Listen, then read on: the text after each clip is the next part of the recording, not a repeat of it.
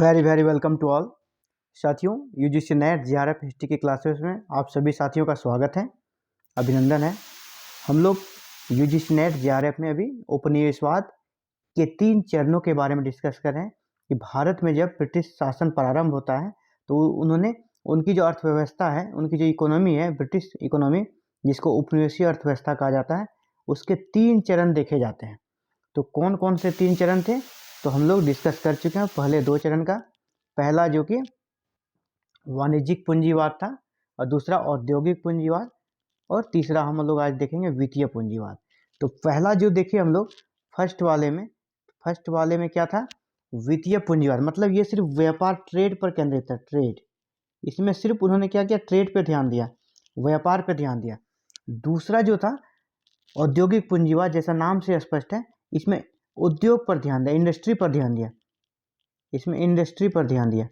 अब हम लोग देखते हैं कि ट्रेड और इंडस्ट्री यानी व्यापार और उद्योग के माध्यम से ब्रिटेन में काफ़ी ज़्यादा धन कमा लिया। वहाँ के लोगों ने काफ़ी ज़्यादा धन जमा हो गया, काफ़ी ज़्यादा प्रॉफिट हुआ था। अब इस धन को क्या करना था, कहीं निवेश करना था, इन्वेस्ट करना था। अब ये जो तीसरा चरण है, इसको शॉर्ट में समझें तो यह बस इन्वेस्ट का कार्यकाल था। यहाँ पे किस प्रकार गलत तरीके से इन्वेस्ट किया और उसके माध्यम से भी भारतीय व्यवस्था का शोषण किया। वैसे हम लोग जानते हैं कि जब निवेश होता है, इन्वेस्ट होता है, तो वो किसी भी अर्थव्यवस्था के लिए अच्छी बात है। अभी भी भारत सरकार बहुत सारे देशों को आकर्षित करती है कि वो आके इंडिया में निवेश करें, इन्वेस्ट करें। लेकिन उस दौर का जो निवेश था वो बिल्कुल डिफरेंट वे में था। ऐसा नहीं है कि उपनिवेशवाद के तृतीय चरण में अब निवेश करने लगे तो भारत की प्रगति होगी, जैसा हम लोग अभी भी सोचते हैं कि विदेशी कंपनियां अगर भारत में निवेश करेगी तो भारत में रोजगार मिलेगा, भारत की प्रगति होगी। ऐसा नहीं था। उस निवेश का भी मकसद था भारत से धन का दोहन और इंडिया से जो धन है उसे ब्रिटेन भेजना। इंडिया से जो भी धन है उसे ब्रिटेन भेजना। आज भी इस चरण का भी वही मकसद था जो कि पहला और दूसरा का था, बस है कि उसके स्वरूप में बदल गया था। उसका जो लूटने का तरीका था वित्तीय पूंजीवाद में बदल गया था। तो उपनिवेशवाद का तृतीय चरण को भी हम लोग पढ़ेंगे, जिसे हम लोग जानते हैं वित्तीय पूंजीवाद, और जिसका कार्यकाल है 1858 से 1947 तक, मतलब भारत की आज़ादी तक। और 1857 के विद्रोह के बाद जो भारत शासन अधिनियम 1858 बनता है, तभी से इसका कार्यकाल स्टार्ट होता है और भारत की आज़ादी तक इसका कार्यकाल बना रहता है। और इस पीरियड को रजनी पामदत्त ने अपने पुस्तक इंडिया टुडे में वित्तीय पूंजीवाद या फिनेंशियल कैपिटलिज्म का संज्ञा दिया है।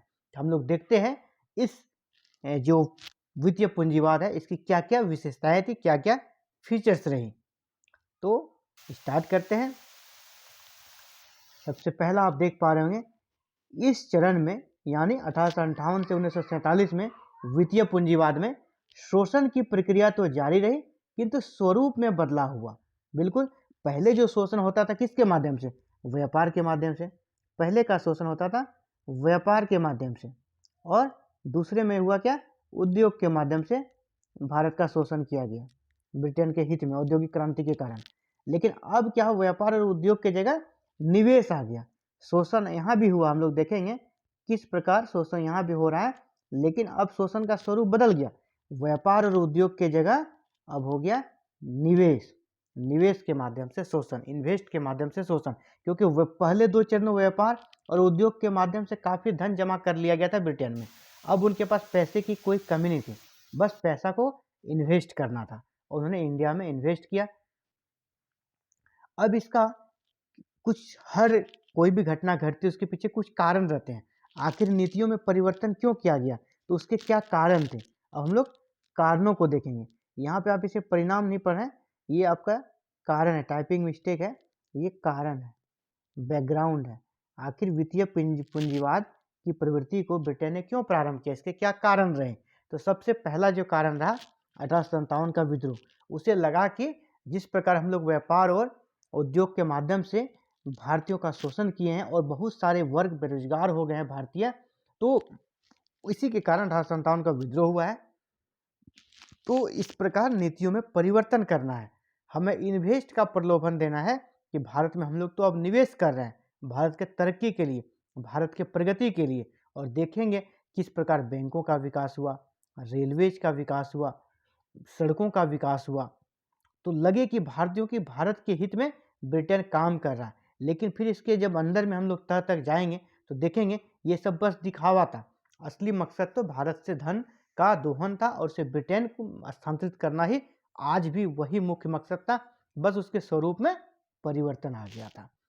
तो पहला 1857 का विद्रोह था, जिसके कारण अंग्रेजों को लग गया था कि अब हमें अपनी नीतियों में परिवर्तन करना होगा, नहीं तो इस प्रकार का और भी विद्रोह अगर भड़क गया इंडिया में तो उसे हम लोग कंट्रोल नहीं कर पाएंगे और यहाँ से बेइज्जती होकर भागना पड़ेगा।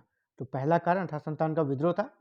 और जो दूसरा कारण था, इंग्लैंड एवं अन्य यूरोपीय देशों में बढ़ते औद्योगिकरण से उत्पन्न प्रतिस्पर्धा। बिल्कुल, इंग्लैंड में औद्योगिक क्रांति आई थी, तो इंग्लैंड में जितने भी इन्वेस्ट होना था, जितने भी इंडस्ट्री लगना था, वो लग चुका था। और अन्य यूरोपीय देशों का भी वही हाल था, वो भी डेवलप कर चुके थे, जितना इंडस्ट्री लगना था वो लगा चुके थे, जहाँ जहाँ इन्वेस्ट होना था इन्वेस्ट कर चुके थे, और वहाँ का मार्केट भी सीमित था। और अब क्या था, अब उसे नए क्षेत्रों की तलाश थी, नए क्षेत्रों की तलाश थी।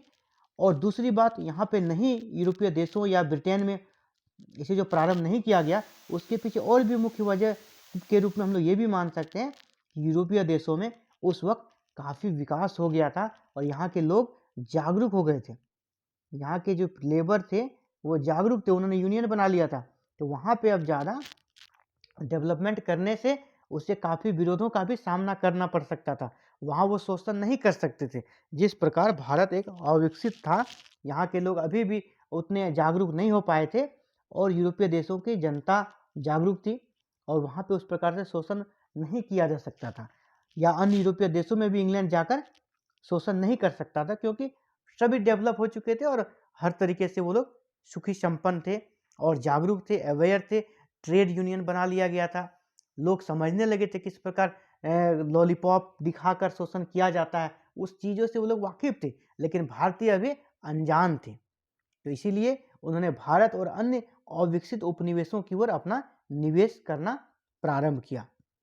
इसके साथ ही वहाँ के पूंजीपतियों ने ये भी देखा, वहाँ के धनाढ्य व्यक्तियों ने ये भी देखा, भारत में अनुकूल राजनीतिक स्थिति भी है, भारत में अनुकूल राजनीतिक स्थिति है, क्योंकि भारत में उस वक्त में पूरी तरह से अंग्रेजों का पकड़ था और अंग्रेज बिल्कुल 1813 के चार्टर एक्ट के माध्यम से ही ब्रिटेन के पूंजीपतियों को भारत आने की खुली छूट दे चुका था। यानी अब यहाँ का जो एक्ट था, अधिनियम था, वो भी अंग्रेजों के अनुकूल था। अंग्रेजी जो कंपनियां थी या अंग्रेजी जो पूंजीपति थे उनके अनुकूल था, इसलिए उन्होंने भारत में आना ज़्यादा मुनासिब समझा और भारत में निवेश करने का निर्णय लिया और विभिन्न सेक्टर में अपने कह सकते हैं कि सरकारी सपोर्ट के माध्यम से अनुकूल राजनीतिक स्थिति का फायदा उठाकर यहाँ पर इन्वेस्ट किया और मनचाहा फायदा उठाया। तो देखते हैं कि इन्होंने क्या क्या इस दौर में कार्य किया। इसको कारण आप लोग पढ़ेंगे, इसलिए मैं इसे बार बार आपको दिखा रहा हूँ कि ये परिणाम नहीं, ये कारण है, टाइपिंग मिस्टेक है। तो बढ़ते हैं नेक्स्ट की ओर। इस समय क्या क्या मुख्य कार्य हुए। इस चरण में इंग्लैंड के पूंजीपतियों ने भारत में निवेश काफ़ी ज़्यादा किया, इन्वेस्ट किया। और वो इन्वेस्ट किस तरह, ऐसा नहीं है कि यहाँ पे कोई आके कोई रोड बना दिया, कोई ये कहे, उसके पीछे बहुत सारे शर्तें थी, कंडीशन थी, जो कि रोड अगर बनती थी, यहाँ के सरकार, जो ब्रिटेन की सरकार भारत में थी, तो उनके द्वारा ये नाटक किया जाता था, हमारे पास पैसे नहीं है, हमें कम, जैसे होता है ना कि अभी सरकार के पास, अभी भारत सरकार ही किसी सेक्टर में उनके पास पीपीपी मोड में काम करती है, पब्लिक प्राइवेट पार्टनरशिप। जैसे कहीं रोड बनता, कोई हाईवे बनता बड़ा बड़ा टॉप लेवल का, तो वहाँ किसी प्राइवेट कंपनी को भी पार्टनर बना दिया जाता है, दोनों मिलकर काम करती है। तो उस वक्त में भी ब्रिटेन ने यही किया, ब्रिटेन की भारतीय सरकार ने किया कि हमारे पास उतने पैसे नहीं है, तो हमें ऋण लेना होगा। और ऋण किससे लेना होगा, तो ब्रिटिश पूंजीपति से ही ऋण लेना है। यानी ऋण लेकर उन्होंने यहाँ पे रोड बनाया, इंफ्रास्ट्रक्चर के जो अन्य काम किए। तो ऋण किससे लिया, ब्रिटेन के जो पूंजीपति थे। तो ऋण का जो सूद मिलेगा, इंटरेस्ट मिलेगा, किससे मिलेगा, ब्रिटेन के पूंजीपति वर्ग को। और इससे संपन्न कौन होगा, ब्रिटेन का एक पूंजीपति संपन्न होगा तो ब्रिटेन ही तो संपन्न होगा। इसके साथ ही बहुत सारे सेक्टर ऐसे थे जैसे रेलवे वगैरह, वहाँ गारंटी लाभ के रूप में उन्होंने निवेश किया। भारत में रेलवे का विकास अंग्रेजों ने किया, 1853 में पहला रेलवे बिछाया गया। तो हम लोग पहले भी डिस्कस कर चुके, रेलवे का विकास में भारत के लिए नहीं किया था, अपने लाभ के लिए किया था, सेना के मूवमेंट के लिए, कच्चा माल को गांव से ले जाकर बंदरगाहों तक पहुंचाने के लिए, इसके बाद तैयार माल को गांव-गांव तक पहुंचा देने के लिए जो ब्रिटेन से आयात किया जाता था। तो रेलवे का विकास उस मकसद से किया था। और रेलवे में जो भी कार्य हुए, रेलवे का विकास होना अच्छी बात है कि रेल बनेगा, रेल अगर यहाँ पे रेलवे लाइन बनेगा तो यहाँ पे इस्पात बनना चाहिए, यहाँ पे रेलवे की फैक्ट्री के कारखाने लगने चाहिए, लेकिन नहीं हुआ। सारे फैक्ट्रियाँ ब्रिटेन में थी, वहाँ से बन के बस इंडिया आता था और यहाँ पे रेलवे का बस ट्रैक लगा दिया जाता था। या इसके कारण यहाँ पे इंडस्ट्री पाया, यहाँ पे उद्योग धंधे नहीं लग पाए, यहाँ के लोगों को काम नहीं मिल पाया, क्योंकि सारे उद्योग धंधे थे इंग्लैंड में। और वहाँ से चीज़ों को लाकर, चाहे रेल की पटरी हो, रेल के डब्बे हो, रेल के इंजन हो, हर चीज़ों को वहाँ से लाकर यहाँ बस उसको फिक्स कर दिया जाता था और यहाँ पे उसे स्टार्ट कर दिया जाता था। यानी इससे लोगों, भारतीयों को न रोजगार मिला, नहीं यहाँ पे कारखाने लग पाए, सारे कारखाने लगे ब्रिटेन में। इसके साथ ही जो पैसा लगता था इसे तैयार करने में, कि रेलवे ट्रैक स्टार्ट करना है, ट्रेन स्टार्ट करना है, इसके पैसे भी कहाँ से आते थे? तो ऋण लिया जाता था ब्रिटिश पूंजीपतियों से। और इस ऋण पर हम लोग देखते हैं कि 5% की गारंटी दी जाती थी। अगर कोई ब्रिटिश इन्वेस्टर, पूंजीपति भारत में रेलवे में 1 लाख निवेश करता था, 1 लाख हम रेलवे के विकास के लिए दे रहे हैं ऋण के रूप में, तो उसे कहता था रेलवे चले या ना चले, बाद में फेल्योर ही क्यों ना हो जाओ, आपको 5% की गारंटी है, तो क्यों नहीं इन्वेस्ट करेगा। सरकार ने ये 5% गारंटी एक्ट बना के उसे विलिखित रूप से दे दिया था। यानी अगर कोई इन्वेस्टर 1 लाख इन्वेस्ट करता है तो उसे 1,05,000 रिटर्न मिलेगा ही। अगर वो 10 लाख करता है उसे 10,50,000 रिटर्न मिलेगा, चाहे आगे कार्य हो या ना हो। इसलिए काफ़ी ज़्यादा इन्वेस्ट हुआ रेलवे में, काफ़ी पूंजीपतियों ने निवेश किया, क्योंकि उसे फिक्स था कि हमको इतना रिटर्न मिलना ही है। यहाँ कोई अनश्योर वाली बात नहीं थी, आशंका वाली बात नहीं थी, इसीलिए रेलवे में निवेश हुआ। और इस 5% लाभ, यानी यहाँ पर भी जो ऋण दिया उसके माध्यम से जो एक्स्ट्रा इनकम मिला, एक्स्ट्रा गारंटी लाभ मिला, वो भी कहाँ गया? वो भी ब्रिटेन ही गया। यानी ब्रिटेन के पूंजीपतियों ने और भी पूंजी जमा किया। और हम लोग देखते हैं कि उनका निवेश का मुख्य क्षेत्र क्या क्या रहा। उस दौर में जो निवेश किए गए, तो हम लोग देखते हैं सबसे ज़्यादा जो निवेश हुआ था वो बैंक एवं बीमा में हुआ, फिर रेलवे में हुआ और फिर बागान वगैरह में हुआ। जैसे बागान में चाय, कॉफ़ी, रबर, जूट, इन सारे बागानों में उन्होंने, जिसको कहते हैं कि वाणिज्यिक खेती स्टार्ट किया। और यहाँ पर भी भारतीय लोगों से बेगार कराया। तो भारत में जो वहाँ के पूंजीपति आए और यहाँ जो इन्वेस्ट किया, उसके पीछे ये भी रीजन था, यहाँ अनुकूल राजनीतिक परिस्थिति है और यहाँ जो श्रम बल है वह बहुत सस्ता है। यहाँ पे ट्रेड यूनियन नहीं बना है, बार्गेनिंग नहीं हो पा रहा है। तो जब बार्गेनिंग नहीं होगा, ट्रेड यूनियन नहीं रहेगा, तो मजदूरों का शोषण भी अच्छे से कर पाएंगे। इन सब चीज़ों को देखते हुए उन्होंने इंडिया में इन्वेस्ट करने का निर्णय लिया था। और इन जो बागानों में कार्य करने वाले मजदूर थे, उनसे बेगार कराया जाता था। बेगार मतलब कि उन्हें काम करा के पैसे नहीं दिए जाते थे, और कभी कभी मन हुआ तो कुछ दे दिए, खाने पीने का दे दिए, लेकिन उसे कोई फिक्स सैलरी नहीं थी, जिसके कारण उसे कम लागत लगा और कम लागत के माध्यम से अधिक मुनाफा कमाया। और यहाँ भी भारतीयों का शारीरिक, आर्थिक, हर तरीके से शोषण किया गया। रेलवे में हम लोग देखें कि 5% गारंटी लाभ दिया गया ब्रिटिश पूंजीपतियों को, क्योंकि 5% लाभ देने में कोई दिक्कत भी नहीं था ना, क्योंकि जो ऋण दे रहे हैं वो भी अंग्रेज, जो ऋण ले रहे हैं वो भी अंग्रेज। तो दोनों तरफ से, दोनों हाथ में, इसको दोनों हाथ में लड्डू। अगर इंटरेस्ट 5% गारंटी लाभ देगा, इसका पैसा भी कहाँ जाएगा? इंग्लैंड। अगर रेलवे कुछ ज़्यादा प्रॉफिट कर लेती है माल ढुलाई में या जिस भी सेक्टर में उसको इनकम होता है, वो भी प्रॉफिट कहाँ जाएगा? वो भी जाएगा ब्रिटेन। यानी दोनों हाथ में, जिसको कहते हैं लड्डू था, तो दोनों तरफ से भारत को लूटा जा रहा था। अगला है बागान में इन सब सेक्टर्स में निवेश काफ़ी ज़्यादा किया और भारतीय मजदूरों को बंधुआ मजदूर के रूप में बेगार करा के यहाँ पे कम लागत पर काफ़ी मुनाफा कमाया गया। इसी प्रकार बैंक और बीमा, बड़े बड़े बैंक स्थापित हुए ब्रिटिश पूंजीपतियों के द्वारा और इन बैंकों के माध्यम से ऋण दिया गया और ये बैंकर्स अधिकतर ब्रिटेन के होते थे, तो जो भी इसको इंटरेस्ट मिलता था ऋण से वो पैसा भी एक तरह से ब्रिटेन ही जा रहा था। इसी प्रकार कि बहुत सारे ब्रिटिश लोग यहाँ पे आ गए तो उनके बीमा वगैरह भी कराया जाता था, तो वो जो बीमा कंपनियाँ होती थी वो भी बीमा कंपनियाँ ब्रिटेन की ही हुआ करती थी, यानी बीमा कंपनियाँ भी भारत में जो कमाती थी वो भी पैसा अंततः ब्रिटेन ही जाता था। यानी हम लोग देख रहे हैं इस चरण में भी क्या होता है कि ब्रिटिश द्वारा भारतीयों का शोषण और भारत से धन का बहिर्गमन बिल्कुल जैसे पहले 2 चरणों में था, इस चरण में भी वैसा ही रहा। जहां पहला चरण व्यापार पर आधारित था, दूसरा चरण उद्योग पर आधारित था और तीसरा चरण निवेश पर आधारित था। ये निवेश के माध्यम से लूटा, निवेश का लालच देकर लूटा गया यहाँ पर। अब देखते हैं इसका रिजल्ट क्या रहता है, ये है परिणाम। अब इसका परिणाम बिल्कुल परिणाम क्या होगा, भारत की अर्थव्यवस्था बद से बदतर होगी। वैसे ही यहाँ भी हो देखेंगे परिणाम। वित्तीय पूंजीवाद के दुष्परिणामों ने भारतीय अर्थव्यवस्था को पहले से अधिक खोखला बना दिया। बिल्कुल अब तो मोटे मोटे इन्वेस्ट किए जाते थे, ह्यूज अमाउंट पे इन्वेस्ट किए जाते थे और इससे शोषण भी जो था वो बहुत ही स्पीड से हुआ, बहुत ही चरम तरीके से हुआ। सार्वजनिक ऋण पर भारत को ब्याज एवं लाभांश भी देना पड़ता था। यहाँ तक कि जो सरकार ऋण लेती थी, भारत में ब्रिटिश सरकार जो ऋण लेती थी, भारत में शासन चलाने के लिए भी इसके पास पैसे नहीं होते थे। सार्वजनिक ऋण लेती थी, सरकार ऋण लेती थी भारत में लॉ एंड ऑर्डर मेंटेन करने के लिए, यहाँ के कार्य को देखरेख करने के लिए, और इस ऋण के लिए भी सरकार भारत से जो राजस्व मिलता था उसी से उसको चुकाती थी। जो ब्याज था भारत के राजस्व से चुकाती थी। भारत में ब्रिटिश कंपनी आई, या पहले तो 1857 तक रही। 1858 के जब ब्रिटेन का शासन आरंभ हो गया और उन्हें बहुत सारे भारतीय क्षेत्रों पर अधिकार हो गया, तो राजस्व उन्होंने यहाँ से जो वसूला, तो जो वो ऋण लेते थे उसको चुकाते कैसे थे, भारतीय राजस्व से ही तो चुकाते थे।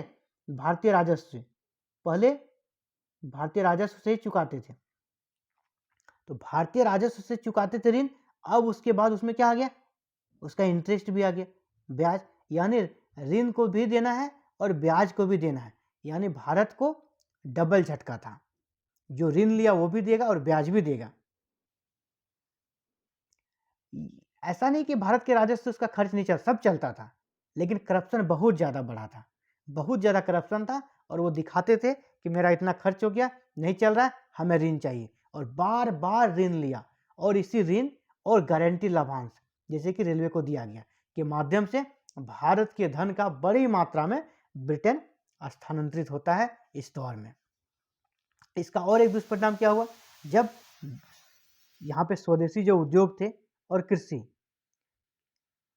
वित्तीय पूंजीवाद के कारण पनप नहीं पाए, क्योंकि वित्तीय पूंजीवाद यानी ब्रिटेन से पूंजी का यहाँ पे काफ़ी जब इन्वेस्ट हुआ और उन्होंने ब्रिटेन से बने उद्योग धंधों से तैयार माल को यहाँ बेचने का कार्य प्रारंभ किया, इससे जो स्वदेशी उद्योग धंधे थे उसके सामने टिक नहीं सके, ना ही पूंजी में और ना ही क्वालिटी में।